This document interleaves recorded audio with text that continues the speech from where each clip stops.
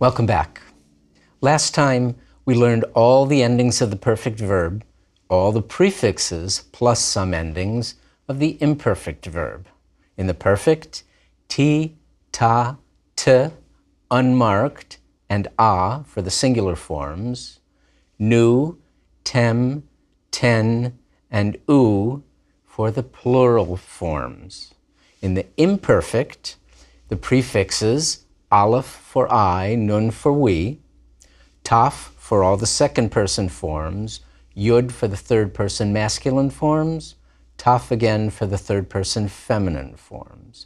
And the second feminine singular and all the second and third person plurals have endings to go along with their prefixes. And we started learning a little bit about how the base form that you add all those things to can also change. Let me emphasize, no matter how the base form changes, those prefixes and those endings don't change. You can completely make up a verb, but you still have to use these standard prefixes and suffixes if you want people to understand you. Once when I was in Israel, the guy who was clearing up after dinner came over to our table. Now, to finish something is an English verb, not a Hebrew one. But he was a guy who liked teasing the English speakers. So he came over to our table and he said, "Finashtem? Have y'all finished?"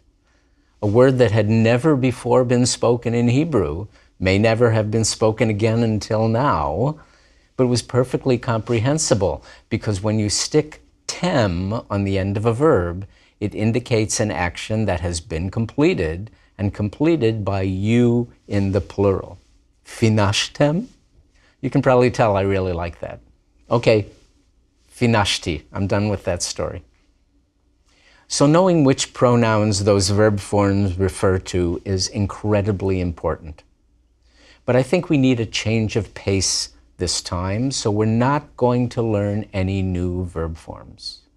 Instead, we're going to look at a particular category of nouns that are not irregular, but that work in a non-intuitive way. That means there's very little to, quote unquote, memorize in this lesson, just some forms that you want to get comfortable with. When it comes to the ways nouns change, when you make them plural or you add suffixes, and the same goes for the base forms of the verbs, if you can learn how they work, wonderful. In the course guidebook, I recommend a book you can go to that will lay out all those rules in precise mathematical detail. But the truth is that you don't need to know how to make them. You need to be able to recognize them. I myself don't know by heart all those rules about how nouns change. I just have an intuitive sense of how the language works. And you need to keep listening. Remember, you can download audio files of the whole Bible from the internet. Keep listening, keep reading Numbers 22 and whatever other text interests you, and keep the sound and the syntax and the rhythm of Hebrew running through your brain. Jascha Heifetz, the famous violinist, said this: "If I don't practice for one day, I know it. If I don't practice for 2 days, the critics know it. If I don't practice for 3 days, the audience knows it." So you have to soak up some Hebrew every day. And while we're here, something else Heifetz said about music that's also great advice for language learners. Practice as if the world depends on it. Perform as if you don't give a damn. What does that mean for us? Work hard at learning, but don't be timid about Hebrew. Make your mistakes loudly and boldly, audaciously even. Tov? All right. And now, what you've all been waiting for, segelit nouns. What is a segelit noun? A noun with lots of segols in it. A segol is that tiny little 3-billiard ball vowel, the vowel, in words like melech, king. Remember MLK? There are 2 puzzles about the word melech. They may or may not have puzzled you yet. If they have, apologies. I'm going to point them out explicitly now. Puzzle number 1. You expect a Hebrew noun to be accented on the last syllable, but melech is accented on the first syllable. Why? Puzzle number 2. Vowels are supposed to stay in their own category, a, e, or u. But when you turn king into my king, melech becomes malki. Why? I'm glad you asked. In fact, if you've been wondering about puzzle number 2, you may be interested to know that David Mamet, the playwright, had the same question. He asked his Hebrew teacher, she asked me, I explained to her, and I presume she explained it to him. So I taught David Mamet a little bit about biblical Hebrew, brush with fame. Now I'm going to explain it to you. The answer takes us back into history, to Proto-Semitic, before it developed into biblical Hebrew. Back then, Semitic languages had case endings. The same way we have different pronouns to do different jobs, he for the subject, him for the object, his for the possessive, Proto-Semitic had the same thing, and they had it for all nouns. How did they differentiate the subject from the object, from the possessive? By using our 3 categories of vowels, a, e, u. U for the subject of the sentence, e for the possessive, and a for the object. Malku, malki, malka. That was the word for king. Malku for the subject of the sentence. Malki when you were talking about something happening or belonging to the king. And malka when he was the object of the verb. But at some stage of the game, they stopped bothering. People became much more casual about using those case endings. And eventually those vowel sounds dropped off the end of the words. Now, if you had a word like dabaru, and the u drops off the end, no problemo. You get the word davar, a thing. Kol hadvarim ha'ele, all these things. But when you drop those vowel endings off of malku, you get malk. And that is a problem. Why? Because Semitic languages don't like consonant clusters. Malku, not a problem. L ends one syllable and K starts another. But as soon as the U drops off, you're asking me to end a syllable with the sound uk. And people that speak Semitic languages just don't like consonant clusters. The philosopher Plato is Platon in Greek, but Aplaton in Hebrew, so they could separate the P and the L into separate syllables. That pl consonant cluster just didn't cut it, and neither did malk. What happened? I can show you with a bit of Proto-Semitic word golf. We'll start with malku, a king. But then the u ending dropped off, giving us malk, an unstable form, because they weren't comfortable pronouncing 2 consonants together. So they began inserting a little vowel sound in between them to make the word pronounceable, malak. This is more or less the sound of the word in Arabic today, the Arabic word for king. And there are lots of people named Malik today, M-A-L-I-K. 100 years ago, all these kids would have been named Rex, which is Latin, or Leroy, French. Now they're Malik. But Hebrew didn't stop with Malik. What happened is the first vowel assimilated to the second one. Sometimes when we speak, our brains are thinking ahead to the next sound before our mouths have gotten there. And that's what happened here. people started anticipating the eh when they were still saying the ah. And Malik became Melech.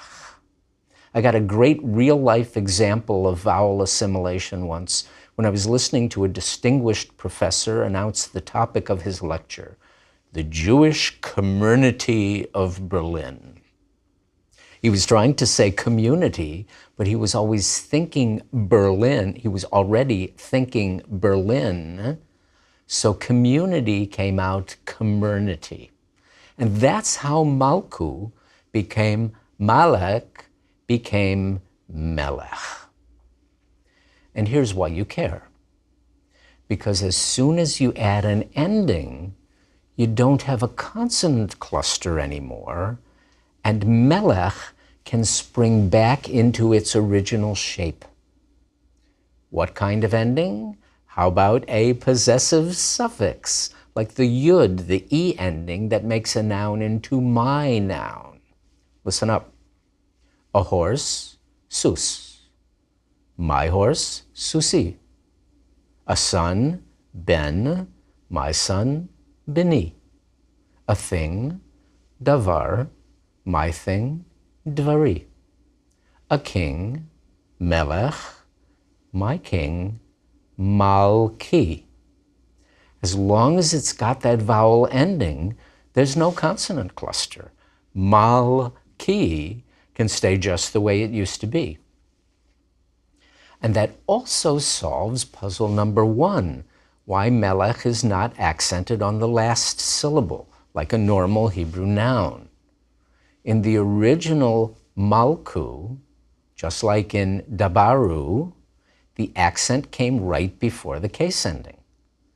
But in all the words that ended with consonant clusters, a new vowel was added after the accented syllable to break up the cluster.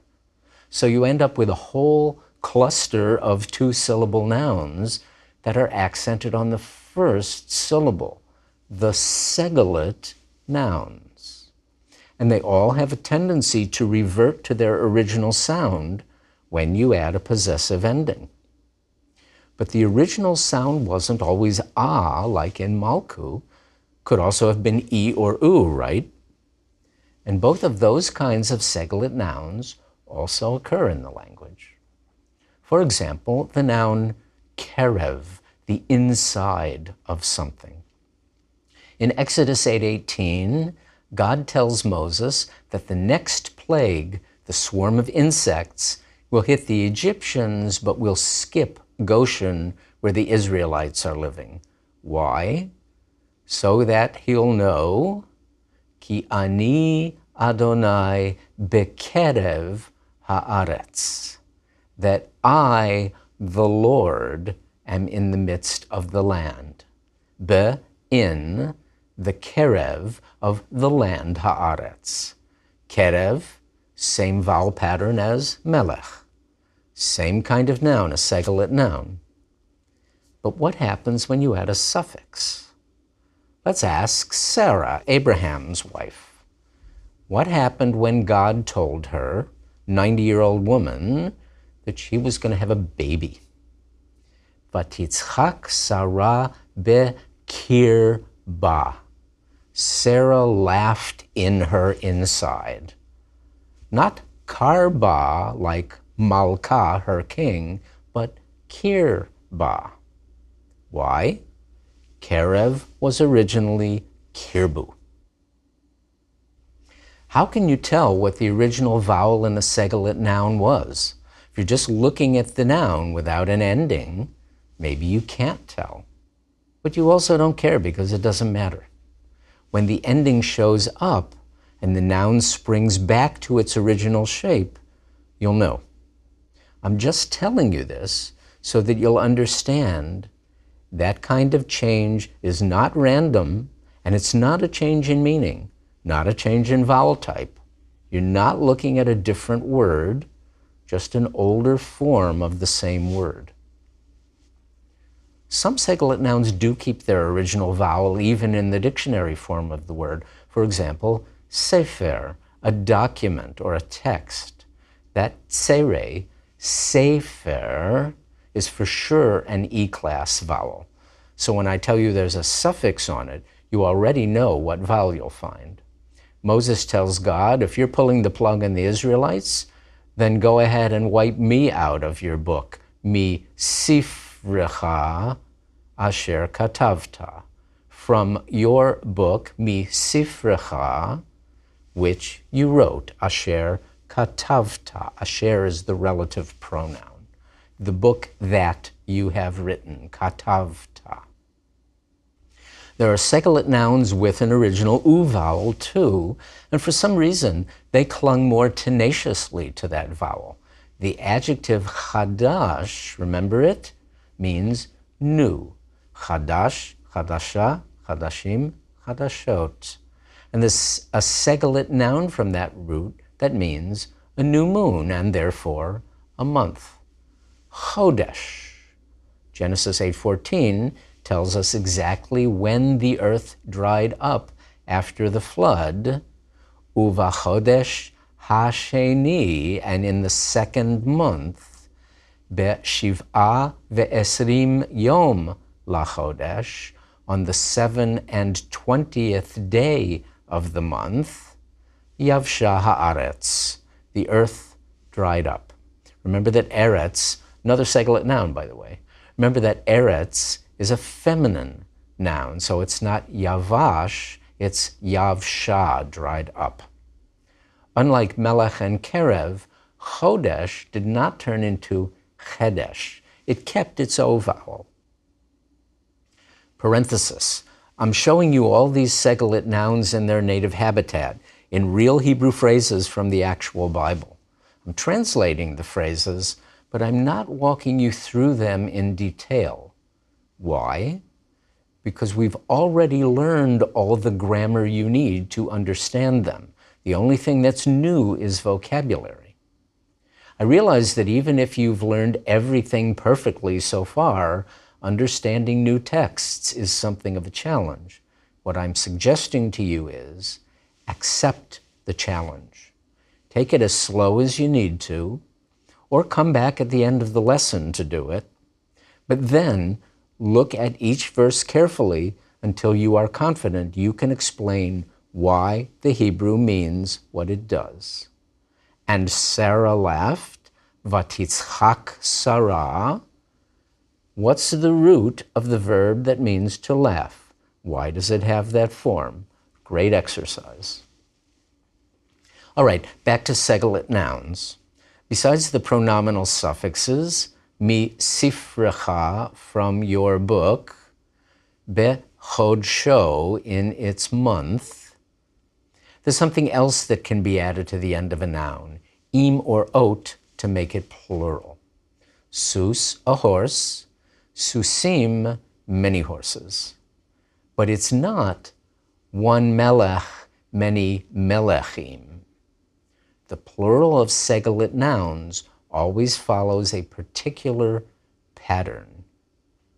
You won't always see the yud or the vav there, but it will always be shva kamatz im or shva kamatz ot. For example, melachim, kings, Sefer Melachim, the book of Kings, and aratzot, lands. One eretz, many aratzot. Shva, kamatz, ot. Is that really a shva under the aleph? Oh yes, it's a compound shva. Why? Because aleph is a guttural and doesn't want a simple shva, but a shva is a shva. That's the plural of a segolate noun. Shva, a, im or ot.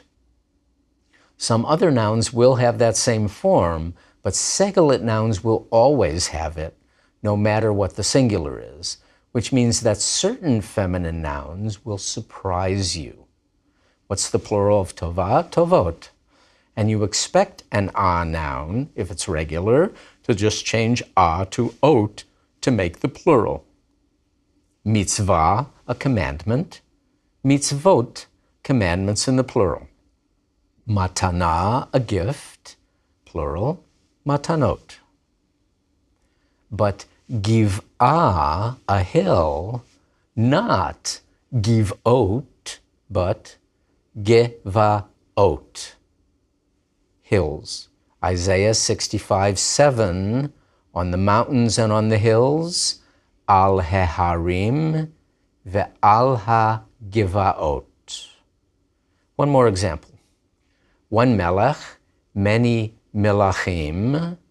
One malkah, queen, many, not malkot, but melachot. Melech, melachim, malkah, melachot. How about this one from Exodus 12:2? HaChodesh hazeh lachem rosh chodashim. This month, HaChodesh hazeh, shall be for you, lachem, the head of the month, rosh chodashim. And notice how that O vowel of chodesh asserts itself even in the compound shva under the chet in the plural. It's still shva'aim, like it's supposed to be, but the shva is a compound shva because of the chet, and a compound shva with a kamatz, an O variety compound shva, because of the O in chodesh, the original vowel from way back when. You don't have to know how to make these, but it's good to be able to recognize them because they're so common and they don't always do what you might expect a noun to do. Oh yes, I should probably point out that you don't have to have a segol to be a segolit noun. For example, na'ar, a boy, and nachal, a wadi, or as we call them out west, a wash that's dry except when it rains.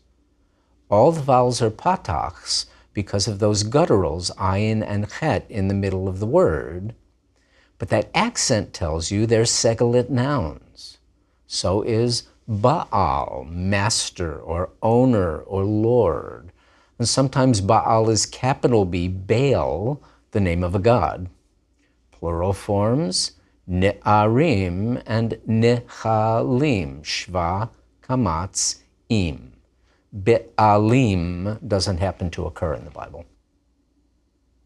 If the guttural's at the end of the word, only the last vowel has to be a patach, as in zera, seed, and metaphorically offspring, and melach, salt. Remember the salt sea, Yam HaMelach, the Dead Sea? And the other reason you want to get comfortable with the sound of segolit nouns, that rhythm, and with how they change when you add endings to them, is that there are lots of grammatical forms that use that pattern. Remember memshelet from Genesis 1:16? So be prepared to see that segolit shape more than once in future lessons about grammatical forms. All right, we're going to end today by reading day 4 of creation together, as we've been preparing to do for these last few lessons. But first, let's pause for this message. Hebrew words can change when you pause. You all know the expression, an eye for an eye, from Exodus 21:24. And here's how to say it in Hebrew. Ayin tachat ayin. Tachat means underneath, but idiomatically it also means instead of, in place of, in replacement for. Ayin tachat ayin, an eye for an eye. Now, let's read the whole rest of that verse. A tooth for a tooth, shen tachat shen, and if the tooth is a tusk, shen means ivory. A hand for a hand, yad tachat yad, and a foot for a foot, regel tachat ragel. Do you get what happened? I'm not adding an ending of any kind to regel, but I'm also not rushing past it to get to another word. I'm pausing at that place. And whenever you pause, there's a tendency for a Hebrew word to revert to the form it originally had before people started yakking so much that they changed it. Regel was originally raglu, and here at the end of the verse, when I pause for a moment, it has a chance to get that ah vowel back for just a sec. Regel tachat ragel, a foot for a foot. Segelit nouns love to do that. Other words do this too. I mentioned it last time when we were talking about verbs, but I didn't explain it. But you saw that sometimes when you add an ending to a verb, one of the earlier vowels will contract into a shva. He kept hu shamar, they kept hem shamaru. But what happens when that verb occurs at a place where the punctuation mark, like a siluk, or an etnachta, or a zakef katon, tells me to pause, and I'm not in so much of a hurry. I add the ending, but I might leave the accent and that vowel right where they were. They kept comma shamaru. Same thing in the imperfect. He will keep hu yishmor, they will keep hem yishmeru, but when they will keep comes at the end of a phrase, it could be yishmoru. They still add the ending, but the vowel and the accent stay right where they were. These pausal forms of all kinds, nouns, verbs, whatever, are another case where a word seems to change, but the meaning isn't changing at all. No different than our isn't and is not. Just takes some getting used to. Don't let it throw you. Do notice it until you don't need to notice it anymore. Now, let's put together the verses from Genesis 1 that we've been looking at for these last few lessons and read day 4 of creation together in Hebrew. I'll read it first. Just listen and see what you remember and how much you understand. Stop and read the text in English first if you want to. Afterward, we'll go through it in a little more detail. In English first if you want. Vayomer Elohim, Yehi me'orot birkiah hashamayim, lahavdil ben hayom uven halayla. V'hayu le'otot u'lemoadim u'liyamim v'shanim. V'hayu li me'orot birkiah hashamayim, leha'ir al haaretz. Vayehi chen. Vaya'as Elohim et shnei ha'me'orot hagedolim, et ha'ma'or hagadol lememshelet hayom, ve'et ha'ma'or hakaton lememshelet halayla, ve'et ha'kochavim. Vayiten otam Elohim birkiah hashamayim, laha'ir al haaretz, ve'limshol bayom uvalayla, ulahavdil ben haor uven hachoshech. Vayar Elohim ki tov. Vayhi erev, vayhi voker, yom revi'i. Now, once more, phrase by phrase. Verse 14, Vayomer Elohim, God said, Yehi, let there be, me'orot, lights, birkiah hashamayim, in the firmament of the sky. Lehavdil, to separate, ben hayom uven halayla, between day and night. Vehayu, converted perfect, and they will be, leotot ulemoadim, for signs and for set times, uliyamim veshanim, and for days and years. Verse 15, V'hayu li me'orot, and they will be for lights, another converted perfect, birkiah hashamayim, in the firmament of the sky, leha'ir al haaretz, to shine upon the earth. Vayhi chen, and it was so. Verse 16, Vaya'as Elohim, and God made, et shnei ha'me'orot hagdolim, the two great lights, et ha'ma'or hagadol, the big light, lememshelet hayom, for the governance of the day. There's our segelet shape on memshelet. Ve'et ha'ma'or hakaton, the smaller light, lememshelet halayla, for the governance of the night. Ve'et ha'kochavim, and the stars. Verse 17, Vayiten otam Elohim, and God put them. Remember that et, marking the direct object, when you put a suffix on it, becomes ot, otam, them.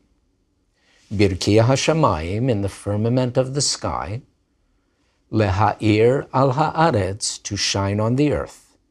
Verse 18, ve'limshol, and to govern over, a verb from memshin lamed, the same as the noun memshelet, ba yom uva laila, over the day and the night, ulehavdil ben ha'or uven ha'choshech, and to separate between the light and the darkness.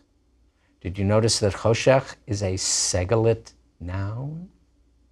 Vayar Elohim kitov, and God saw that it was good. And verse 19, Vayhi erev, vayhi voker, yom revi'i.